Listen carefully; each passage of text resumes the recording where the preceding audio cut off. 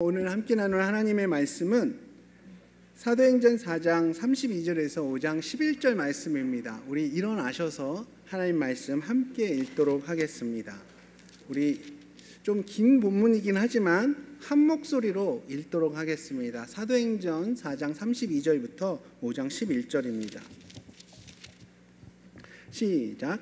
믿는 우리가 한 마음과 한 뜻이 되어 모든 물건을 서로 통용하고 자기 재물을 조금이라도 자기 것이라 하는 이가 하나도 없더라. 사도들이 큰 권능으로 주 예수의 부활을 증언하니 무리가 큰 은혜를 받아 그 중에 가난한 사람이 없으니 이는 밭과 집 있는 자는 팔아 그 판 것의 값을 가져다가 사도들의 발 앞에 두매 그들이 각 사람의 필요를 따라 나누어 줍니다. 구브로에서 난 레이족 사람이 있으니 이름은 요셉이라. 사도들이 일컬어 바나바라 번역하면 위로의 아들이라 하니 그가 밭이 있음에 팔아 그 값을 가지고 사도들의 발 앞에 두니라. 아나니아라 하는 사람이 그의 아내 삽비라와 더불어 소유를 팔아 그 값에서 얼마를 감춤해 그 아내도 알더라. 얼마만 가져다가 사도들의 발 앞에 두니 베드로가 이르되 아나니아야 어찌하여 사단이 내 마음에 가득하여 내가 성령을 속이고 땅값 얼마를 감추었느냐. 땅이 그대로 있을 때에는 내 땅이 아니며 판 후에도 내 마음대로 할 수가 없더냐. 어찌하여 이 일을 내 마음에 두었느냐. 사람에게 거짓말한 것이 아니요 하나님께로다. 아나니아가 이 말을 듣고 엎드러져 혼이 떠나니 이 일을 듣는 사람이 다 크게 두려워하더라. 젊은 사람들이 일어나 시신을 싸서 메고 나가 장사하니라. 3시간쯤 지나 그의 아내가 그 일어난 일을 알지 못하고 들어오니 베드로가 이르되 그 땅 판값이 이것뿐이냐 내게 말하라 하니 이르되 예 이것뿐이라 하더라. 베드로가 이르되 너희가 어찌 함께 꾀하여 주의 영을 시험하려 하느냐. 보라 내 남편을 장사하고 오는 사람들의 발이 문 앞에 이르렀으니 또 너를 메어 나가리라 하니 곧 그가 베드로의 발 앞에 엎드러져 혼이 떠나는지라. 젊은 사람들이 들어와 죽은 것을 보고 메어다가 그의 남편 곁에 장사하니 온 교회와 이 일을 듣는 사람들이 다 크게 두려워하니라. 아멘. 착석하시겠습니다. 얼마 전에 동네 마트에서 있었던 일입니다. 전 목이 말라서 500ml 음료수 한 통을 골랐고 또 계산하기 위해서 계산대 앞에 줄을 섰습니다. 그때 제 앞에는 엄청난 많은 양의 그런 물건을 산 중년 여성분이 카트에서 이렇게 물건을 내리고 있었어요. 계산대에.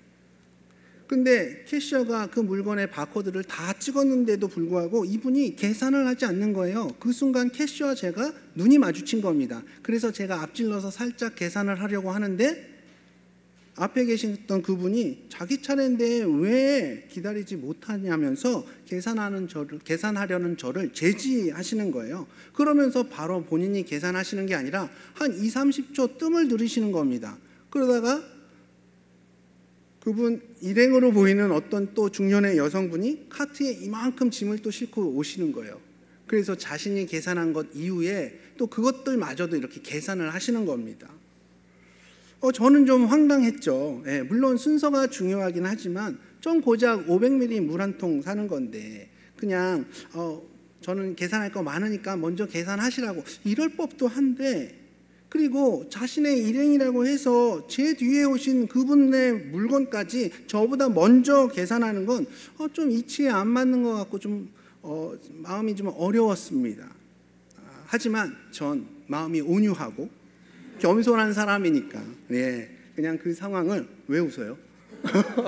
너무 크게 웃는데?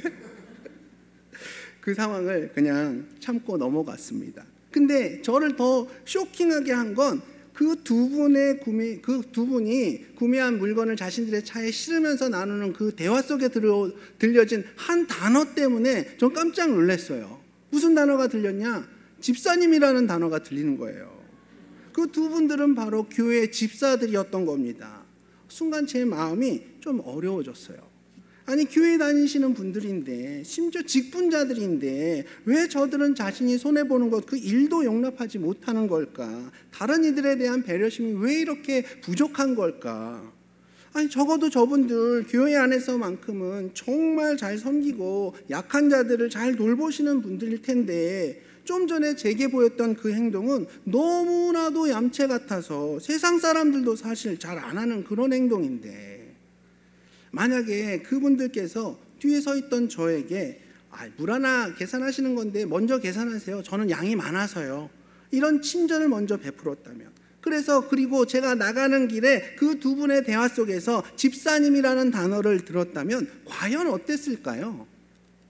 그랬다면 제 마음 가운데 이런 마음이 생겼을 거예요. 역시 예수 믿는 사람 다르네. 나도 저분들처럼 정말 친절을 베풀고 다른 사람들을 배려해야지. 이런 마음 가운데에 정말 하루 종일 기분이 좋았을 것 같아요. 사도행전 4장에는 지금 막 설명드린 이런 이기적인 그리스도인들과는 달리 다른 한 무리의 또 그리스도인들이 나오고 있습니다. 그들은 당시 예수님을 믿지 않는 세상 사람들과는 완전히 달랐어요. 그래서 그들은 주변에 아주 선한 영향력을 미칠 수가 있었던 겁니다. 이렇게 주변에 선한 영향력을 끼치는 힘은 과연 어디서부터 오는 걸까요? 바로 거룩함의 힘이었습니다. 거룩의 힘.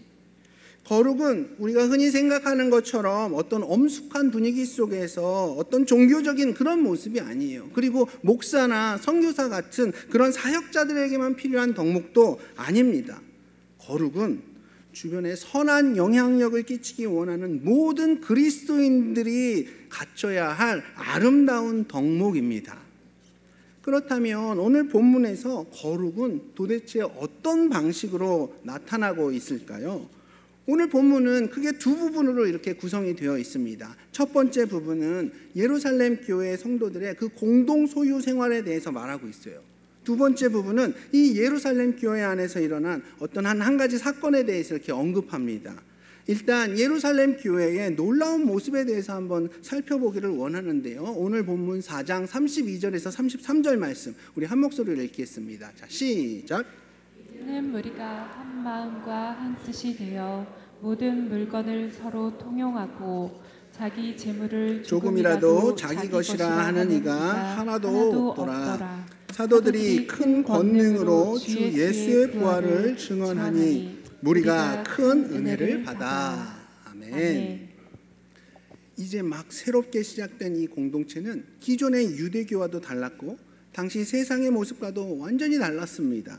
34절을 보면 그 공동체 안에는 가난한 사람이 하나도 없다고 했는데, 아니 어떻게 그럴 수가 있었느냐?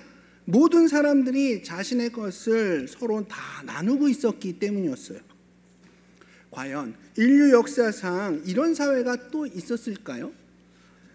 땅이나 집을 가진 사람들은 그것을 팔아서 사도들에게 주었고, 또 사도들은 공동체 가운데에 재화가 물질이 필요한 사람들에게 그것을 다 나누어 주었습니다. 얼핏 보면 칼 막스가 만들어낸 이 공산주의와도 비슷해 보이지만 하나님의 존재 자체를 부정하는 공산주의와 이 예루살렘 교회는 아예 뿌리 자체가 완전히 다른 거죠.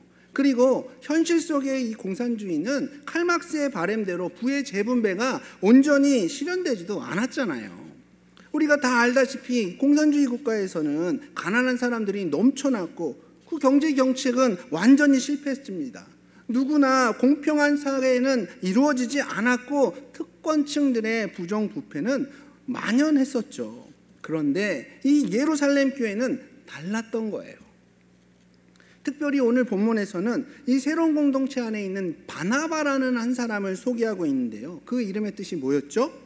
위로의 아들 혹은 격려의 아들이었습니다. 바나바는 자기가 가지고 있던 그 밭을 팔아서 교회에 드렸고 또 여러 가지 다른 사역 속에서도 굉장히 헌신적이었던 것 같습니다. 이런 바나바의 헌신적인 모습은 순전히 자발적이었어요. 교회 안에 누군가의 그 어떤 강요나 어떤 분위기에 휩쓸려서 바나바가 헌신했다는 게 아니라는 걸 오늘 본문은 잘 보여주고 있습니다. 그렇습니다. 이 교회 공동체와 바나바의 나눔은 교회 안에 있는 가난한 사람들의 필요를 먼저 보고 그 필요를 채우려는 선한 동기에서부터 시작된 순전한 자발적인 나눔이었던 겁니다. 하지만 이렇게 이상적이고 아름다운 교회 안에서도 아쉬운 사건이 하나 발생합니다. 바나바의 이야기에 이어서 5장에는 아나니아와 삽비라 이야기가 나오는데요.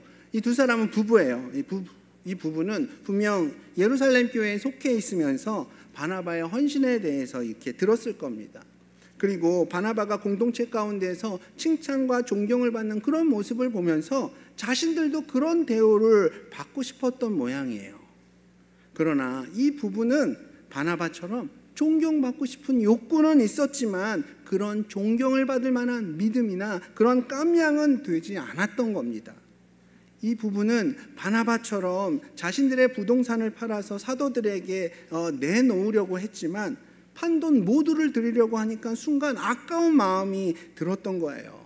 그래서 이 부부는 판돈의 일부만 드리면서도 마치 사도들에게는 다 드린 것처럼 거짓말을 하기로 공모했던 겁니다.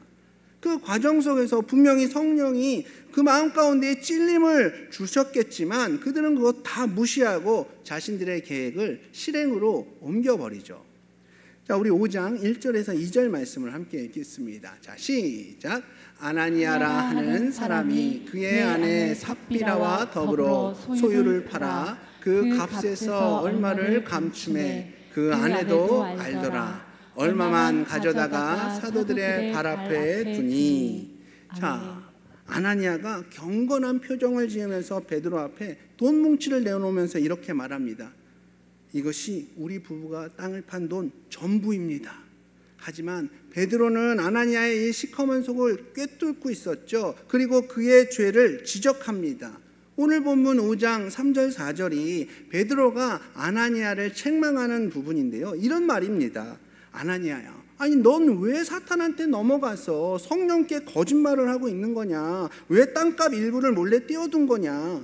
그 땅 팔기 전에도 네 거였고 팔고 나서도 네 건데, 그러니까 그 돈이 다 네 맘대로 할 수 있는 돈인데 도대체 무슨 생각으로 이런 속임수를 쓴 거냐? 넌 사람한테 거짓말을 한 게 아니라 하나님께 거짓말을 한 것이다. 쉽게 말해서 네 땅 네 맘대로 할 수 있는 건데 바치고 싶으면 바치고 바치기 싫으면 안 바쳐도 되는 건데 왜 거짓말을 했냐고. 그건 사람을 향한 것이 아니라 성령을 속이는 아주 큰 죄를 범한 거라고 이렇게 책망을 하고 있는 거예요. 그리고 아나니아는 베드로의 이 책망과 함께 그 자리에서 쓰러져 죽게 됩니다.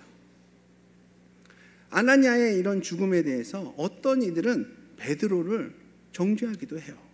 아니 베드로가 그냥 구두 경고 정도로만 넘어갈 수 있는 문제인데 굳이 죄를 드러내고 너무 심하게 책망하는 바람에 아나니아가 죽은 거 아니냐고 이렇게 해석하는 일부 의견도 있어요. 그러면서 무슨 말을 하냐 하면, 아니 정작 베드로는 예수님 부인하고 예수님 저주하는 더 큰 죄까지도 지었는데 그런 죄도 용서받았던 베드로가 어떻게 거짓말 한 번 한 아나니아를 정죄할 수 있냐고 이렇게 따지는 거죠. 하지만 여기서 우리가 기억해야 할 것은 이 아나니아의 죽음은 베드로의 질책 때문이 아니라 하나님의 섭리 가운데 일어난 일이라는 겁니다. 이 광경을 본 예루살렘 교회 성도들은 숨이 멎는 것 같은 두려움을 느꼈을 거예요. 하나님의 역사하심을 보았고 성령의 강력한 그런 임재를 경험하면서 그렇게 그들 마음 가운데에는 하나님에 대한 경외심이 더 깊어졌을 겁니다.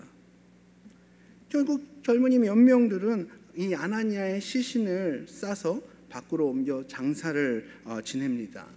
그 시각 아내 삽비라는 남편이 죽은 줄도 모르고, 아니 헌금하러 간 사람이 올 시간이 넘었는데도 오지를 않는 거예요. 그러니까 너무 상황이 궁금한 거죠. 그래서 한 3시간쯤 기다리다가 그녀 역시 사도들이 있는 곳으로 이렇게 가봤습니다. 거기서 베드로를 만난 거예요. 그리고 베드로가 그녀에게 먼저 묻습니다. 삽비라 자매, 땅을 판 돈 이게 전부인가요? 이건 뭐냐 하면 삽비라에게 회개와 자백의 기회를 한 번 더 준 거예요. 그러나 그녀는 그 기회마저도 날려버렸습니다. 그녀는 도통 무슨 말인지 모르겠다는 표정을 지으면서 아니 당연히 그게 전부지요 라고 대답합니다. 삽비라의 이 거짓말에도 하나님의 엄중한 심판이 임했고 그녀 역시 그 자리에서 쓰러져 죽게 됩니다. 아나니아를 장사하러 갔던 젊은이들이 그녀의 시체도 가져다가 남편 곁에 장사를 지냈어요. 이 사건으로 인해서 경건한 두려움이 온 교회에 임했습니다. 기독교 역사상 최초의 교회, 예루살렘 교회에서 하나님 앞에 거짓말을 한 지체에게 무서운 징계가 이루어진 겁니다.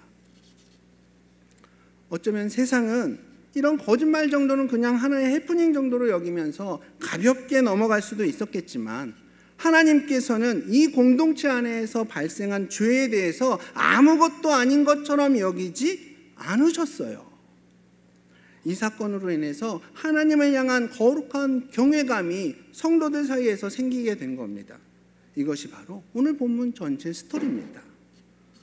오늘 본문을 통해서 성도들이 가진 경쟁력이라고 할 수 있는 이 거룩함에 대한 몇 가지 중요한 교훈을 얻을 수가 있는데요. 이 시간 두 가지 정도로 정리해서 여러분들과 함께 나눠보기를 원합니다.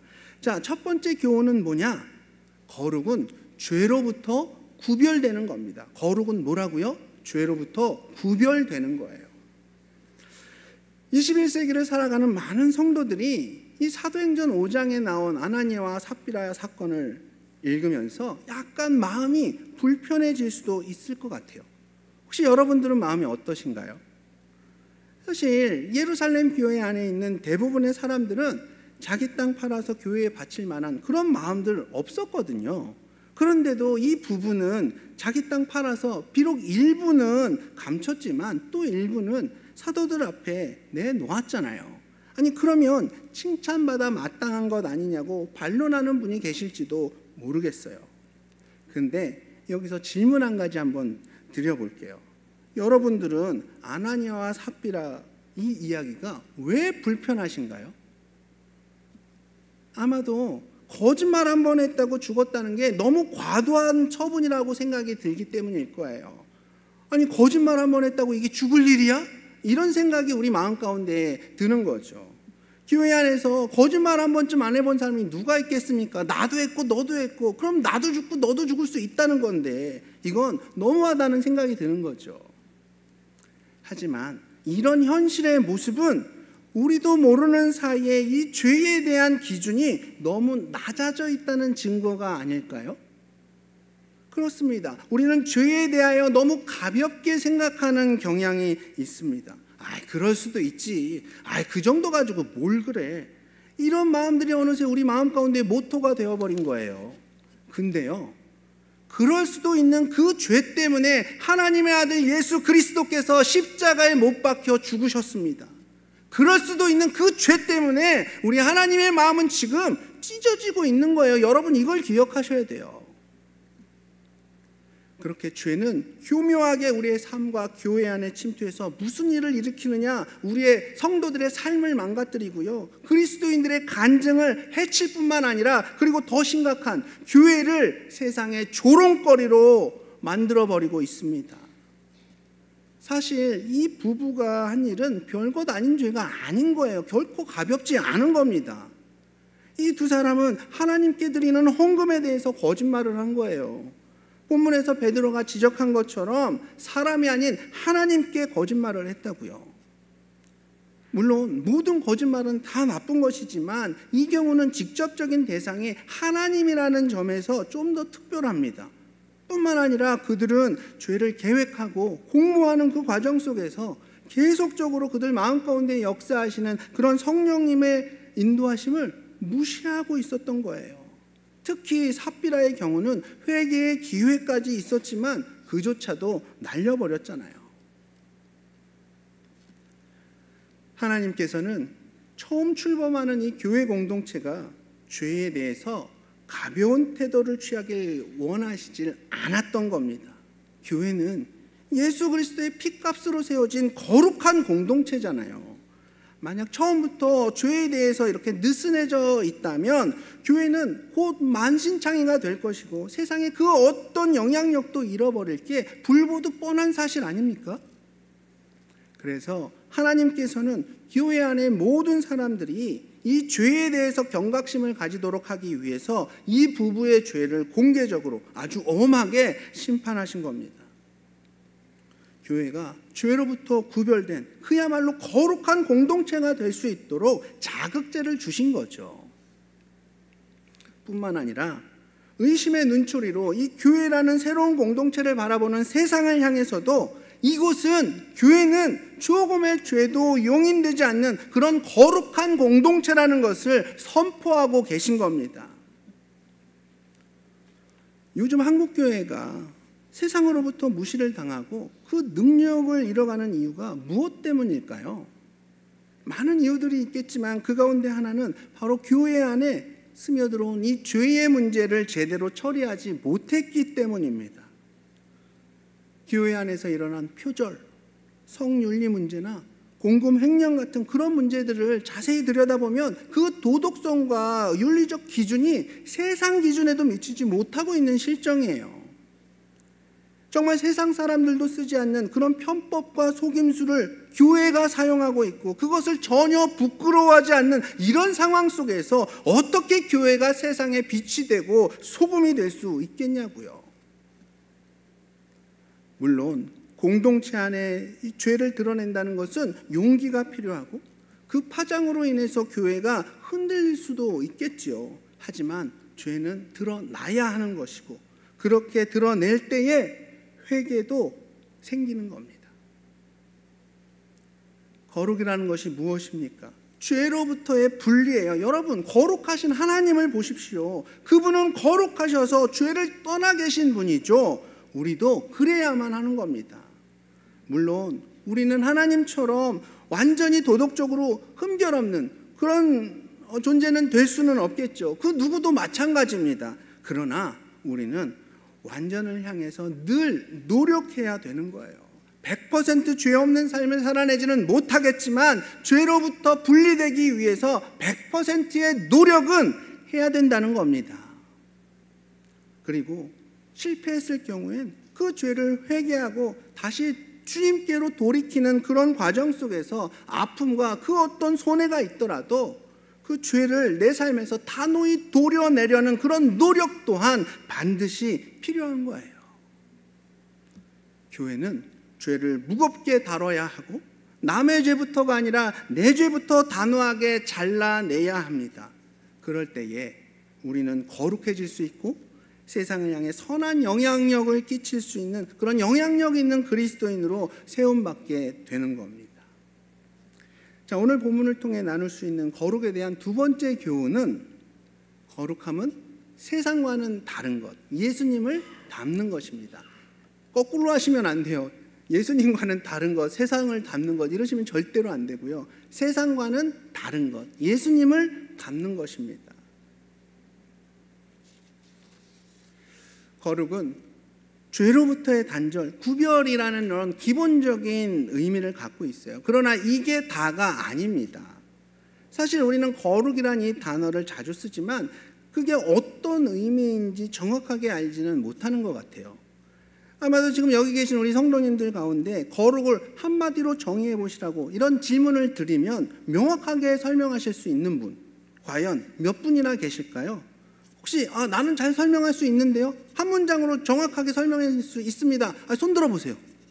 그거 봐야 아무도 없잖아요.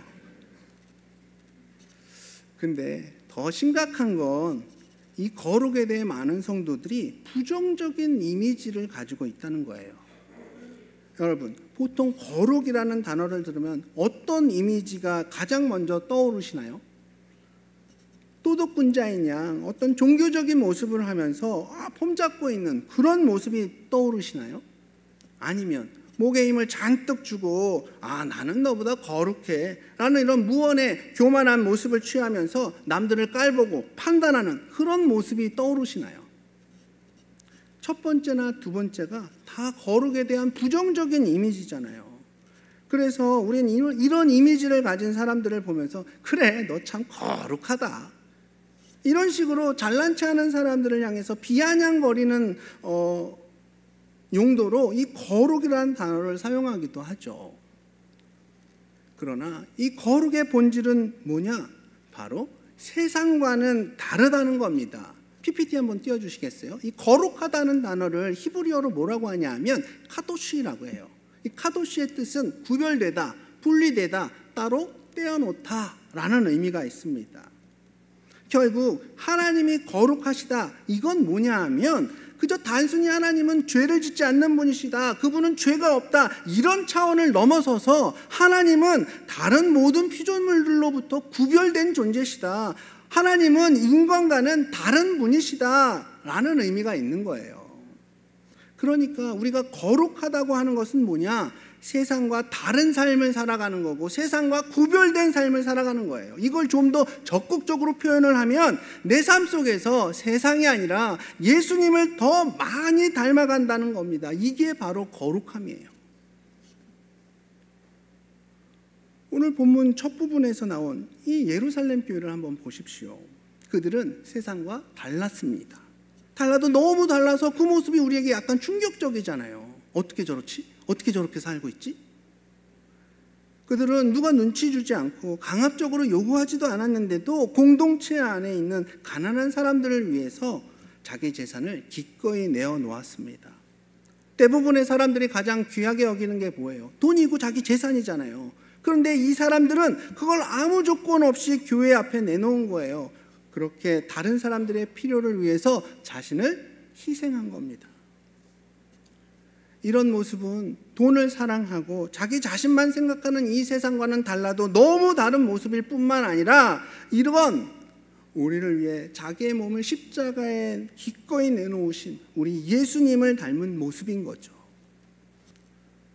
아나니아와 삽비라의 이 사건도 예루살렘 교회의 이런 거룩함을 강조하는 겁니다.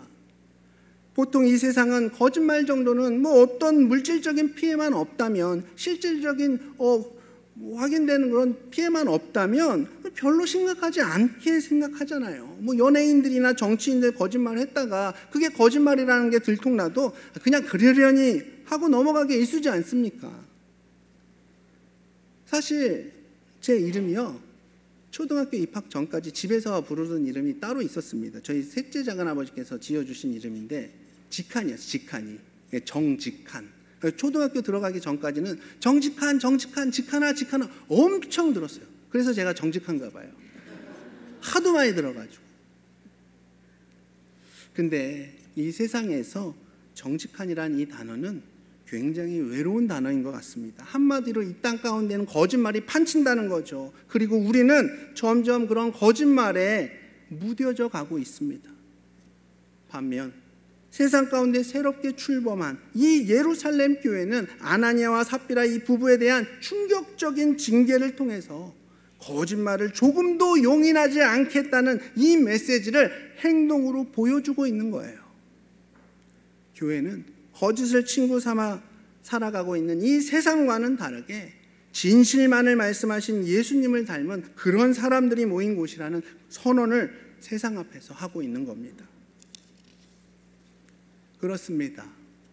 그리스도인들이 거룩한 삶의 모습으로 우리 주변에 선한 영향력을 끼치기 원한다면 우린 단순히 죄를 안 지으려고 노력하는 데 그쳐서는 안 돼요. 오히려 이 세상을 본받지 않고 예수님을 본받으려는 그런 노력이 함께 있어야 하는 겁니다. 거룩함은 많은 사람들이 흔히 생각하는 것처럼 어떤 종교적인 의상을 입고 약간 느릿느릿하지만 절도 있는 말투로 종교적인 언어를 사용하는 그런 모습이 아닙니다. 혹은 세상 물정이나 세상 문화에는 전혀 관심 없는 것처럼 행동하면서 그저 기도만 하고 성경책 끼고 교회에서만 사는 그런 모습도 아닙니다. 거룩함은 이 세상 가운데 살아가고 있지만 세상의 가치관이나 철학, 삶의 방식과는 다르게 살아가는 모습인 거예요. 이를테면 자기 아들을 죽인 공산주의자를 용서하고 오히려 자신의 양아들로 삼은 손양훈 목사님 같으신 분, 아니 자기 아들을 죽인 원수를 찢어 죽여도 뭐 시원치 않은 판에 용서하고 거기서 벗어나 거기서 그걸 넘어서 양자로 삼으셨어요. 그리고 미국에서 얼마든지 교수 활동하면서 안정적인 생활을 누릴 수 있었지만 그 고국의 안타까운 현실을 외면할 수 없어서 그 미국행 포기하고 끝까지 독일에서 남아서 나치와 싸웠던, 그래서 결국 순교까지 한 보네포 목사님 같은 분들이 바로 거룩한 삶을 사셨던 분들이죠. 거룩은 세상이 아닌 예수님을 닮아가려고 노력하는 모습인 겁니다. 여러분 혹시 PPT 한번 넘겨주십시오. 네. 여러분 티셔츠나 어떤 팔찌에서 WWJD 이 문구를 한번 보신 적 있으신가요? 이게 뭐냐면 What would Jesus do? 예수님이라면 어떻게 하셨을까에 대한 문장의 첫 글자를 따서 만든 거예요. What would Jesus do? 예수님이라면 어떻게 하셨을까? 세상과 다른 모습으로 선한 영향력을 끼치기 원하는 모든 성도들의 삶 가운데 예수님이라면 어떻게 하셨을까? 이 질문이 늘 삶 가운데에 던져져야 되는 겁니다.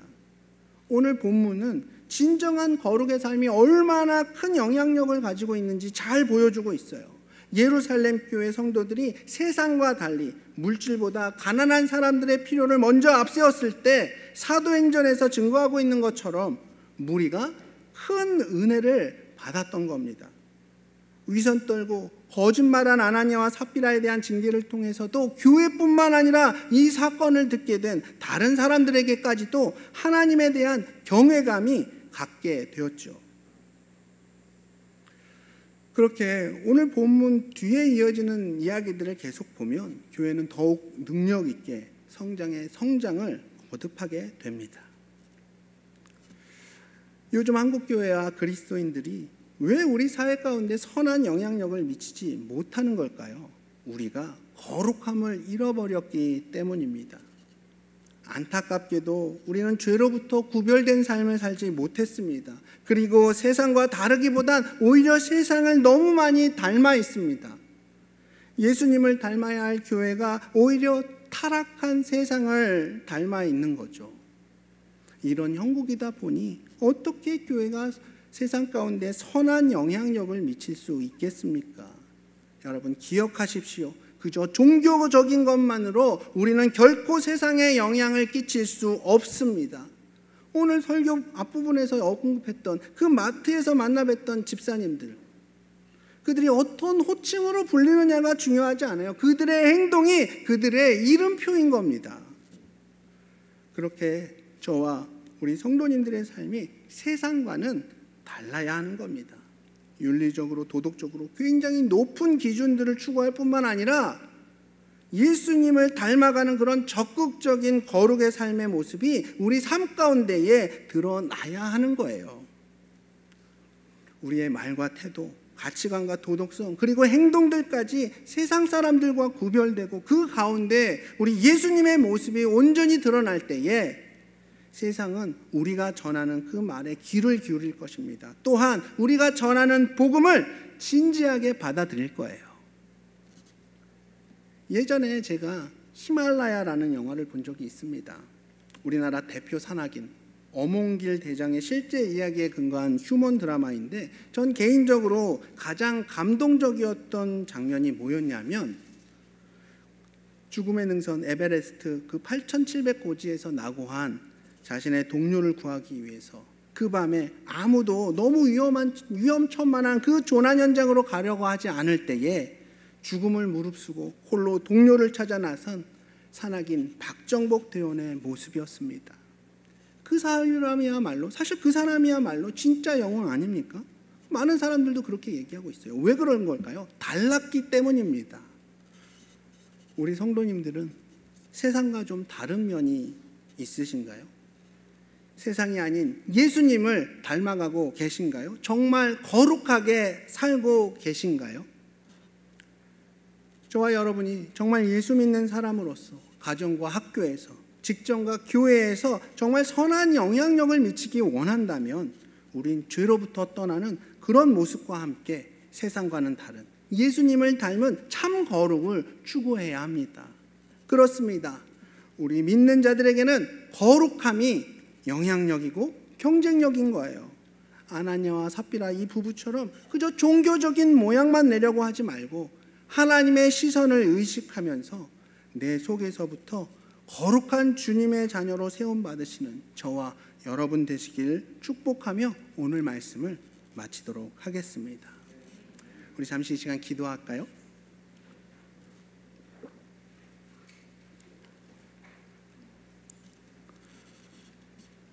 혹시 이 자리 가운데 하나님의 자녀로 거듭나고 싶으신 분 계십니까? 죄인으로 살아온 지난 날을 회개하면서 하나님께 나가길 원하시는 분 계십니까? 손들어 표현해 주시면 저희가 도와드리겠습니다. 구원의 길을 말씀을 통해 알려드리고 그 가운데 하나님께서 역사하실 수 있도록 그 말씀 앞에 우리의 심령이 깨어질 수 있도록 도와드리겠습니다. 두 번째 도전입니다. 그렇습니다. 내 삶 속에 나도 모르는 사이에 죄의 기준이 낮아져 있고 죄가 더 이상 죄로 인식되지 않았던 그런 모습이 발견되었다면 이 시간 우리 주님 앞에 결단하길 원합니다. 주님, 거룩함을 위해 죄로부터 제가 구별된 삶을 살아가겠습니다. 세상을 떠나 사는 인생이 아니라 예수님을 따라 살아가는 인생 되겠습니다. 이렇게 결단하시는 분 계십니까? 손들어 표현해 주시면 여러분들을 위해 기도해 드리겠습니다. 우리 주님께서 지금 우리에게 결단을 요구하고 계세요. 거룩한 삶을 살겠노라. 그 손 보았습니다. 네, 그렇습니다. 주님께서 오늘 우리에게 주신 이 말씀을 우리가 마음으로 받습니다. 거룩이 우리 믿는 자들에게 능력이며 또 성도의 삶의 가장 우선적인 모습임을 이 시간 고백합니다. 죄에 대한 기준이 낮아 있던 우리들의 심령을 주님 앞에 회개합니다. 이제 죄로부터 구별되며 세상을 따라 사는 인생이 아니라 우리 주님 따라가는 인생, 주님 닮아가는 인생으로 주님 앞에 거룩함을 또 보이겠습니다. 결단한 손들 위에 우리 주님께서 성령 하나님을 통하여 강하게 역사하여 주시고 그들의 삶을 통하여서 우리 주님 홀로 영광 받아 주시옵소서. 이 모든 말씀 살아계신 예수님 이름으로 기도드렸습니다.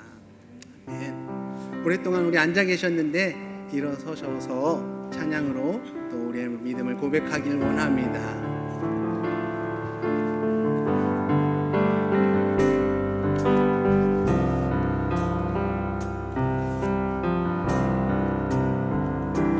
주의 거룩하신 생각할 때 주의 크신 사랑 느낄 때 주의 영광의 빛 나의 생활 비춰주실 때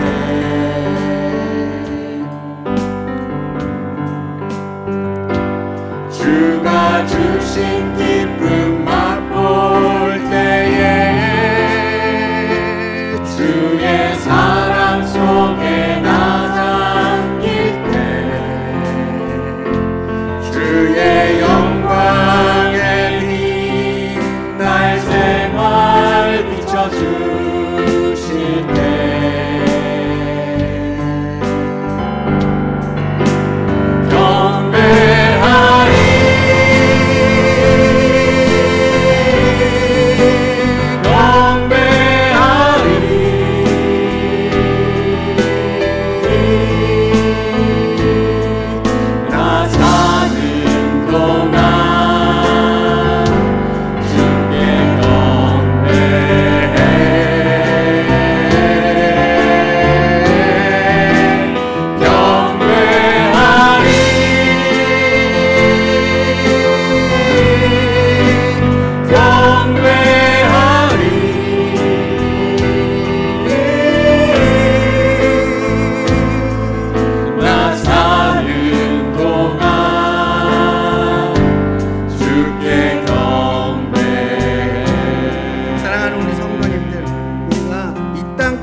보내진 그리스도의 편지로서 그 사명을 잘 감당하고 계십니까? 우리가 먼저 거룩함으로 이 세상 가운데 살아갈 때 선한 영향력을 미칠 수 있는 겁니다. 이 시간 우리의 삶이 죄로부터 구별되며 세상이 아닌 예수님을 닮아가는 그런 인생 되기로 결단하길 원합니다. 우리 잠시 기도하며 나가겠습니다. 사랑해 주님 감사합니다. 이 시간 우리가 정말 거룩함을 함께 나누게 하시고 이 거룩에 대하여서 또 다시 우리 마음 가운데 새기게 하심에 감사를 드립니다.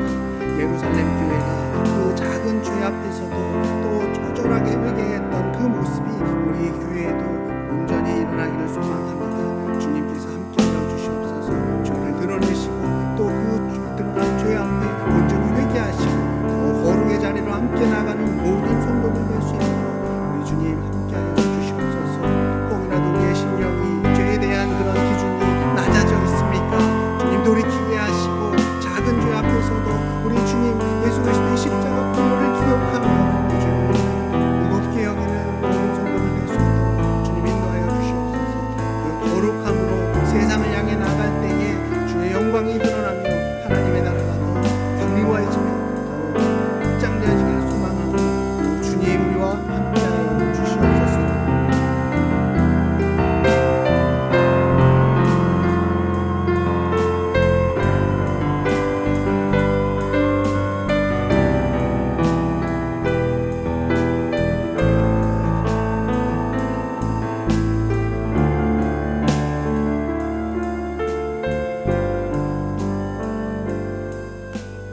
찬양하시겠습니다. 주의 거룩하심 생각할 때